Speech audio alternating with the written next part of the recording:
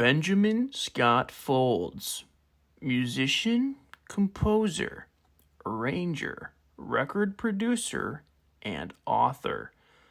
Born September 12th, 1966, just 6 years prior to my mother's birth. Coincidence? I think not. At a young age, our very own boy, Benjamin Scott Folds, developed an interest in the piano. His father, a carpenter man, brought home a piano after a barter with one of his customers since they couldn't pay.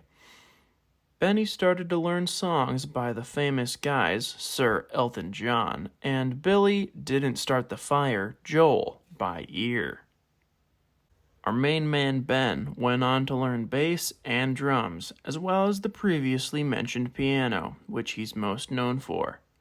Throughout high school, he was involved in several bands, which he played his trio of instruments in, which obviously made him a total chick magnet. After high school, Folds went on to attend the University of Miami, covered by a full-ride percussion scholarship, but later lost his scholarship and dropped out. Florida man probably stole it from him. After quitting school for the time being, he spent months and months working on his piano skills. I spent maybe 6 months just running scales with a metronome like a freak, said Folds. What a wacko, am I right? In the fall of 1985, Folds decided it was time to go back to school and enrolled at the University of North Carolina, Greensboro, finally trading in his drums for the piano. He was like, boom, piano man, I'm Billy Joel now, right? He didn't actually say that. Why would he say that?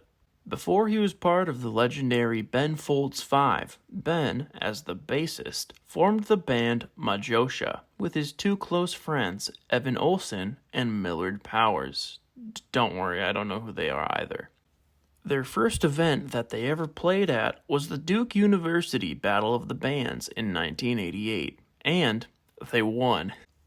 They recorded and produced 2 EPs, one of which was called 5 Songs About Jesus. Fun fact, there were only 4 songs, and none of them were actually about Jesus. What a scam to all those Christians.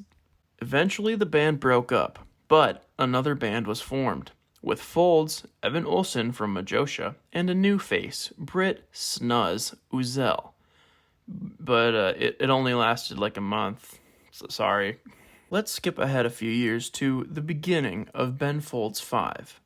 1993, Folds ended up moving back to North Carolina, back to his roots, and formed the ironically named trio with Robert Sledge on bass and Darren Jesse on drums, with our Benny boy on piano and main vocals.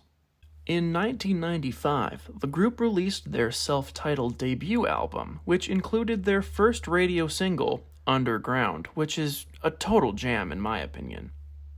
About 2 years later, the boys came out with Whatever and Ever, Amen, which included the band's biggest success yet, Brick, which was written about events of Ben's high school days.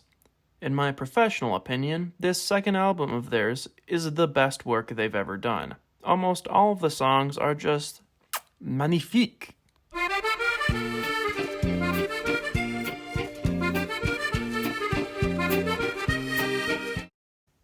Their third album was more somber and jazz-based, released in 1999, The Unauthorized Biography of Reinhold Messner.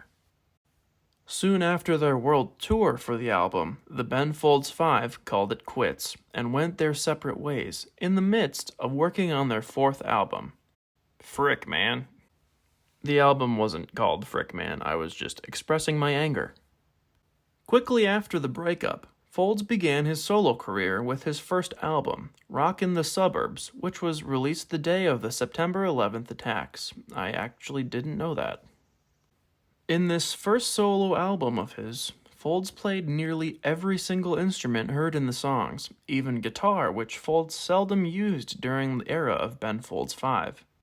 Funny enough, Weird Al Yankovic directed and appeared in the music video for Rockin' the Suburbs, and Ben's friend and lead singer of Cake, John McCrea, helped with vocals in Fred Jones Part 2. A year after his first solo album, Folds released Ben Folds Live, a collection of solo recordings mainly from live concerts, hence the live part of the name. Like Ben Folds Live, you get it. The album includes songs from his solo career, his time with the Ben Folds Five, and even some covers like Elton John's Tiny Dancer, which doesn't make sense because Elton John is not a tiny dancer. Skip ahead a few years, he's released more music and collaborated with many people, like William Shatner. In 2011 and 2012, Ben Folds 5 reunited for a short time to record and release the album The Sound of the Life of the Mind, which is also a very big jam of mine. You know, most people say it's better to do a few things really well than a lot of things poorly, but man oh man, can Ben and the boys do a lot of things really, really well. Like music.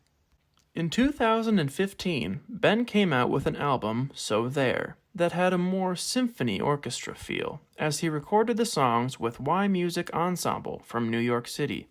Also included in the album is a 3-part concerto for piano and orchestra, performed with the Nashville Symphony Orchestra. Ben really likes working with orchestras, especially on tour, which he's been doing lately, well, except not now because of everything that's going on.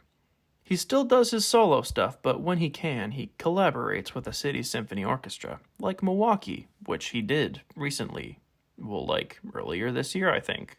Come present day, Ben is doing weekly live streams while he's stuck in his apartment in Australia. During the live streams, he's doing song requests, talking about how the songs were made, even mini lessons for aspiring musicians. As kids nowadays say, that's totally dope, yo. Thank you for listening, and have a lovely day.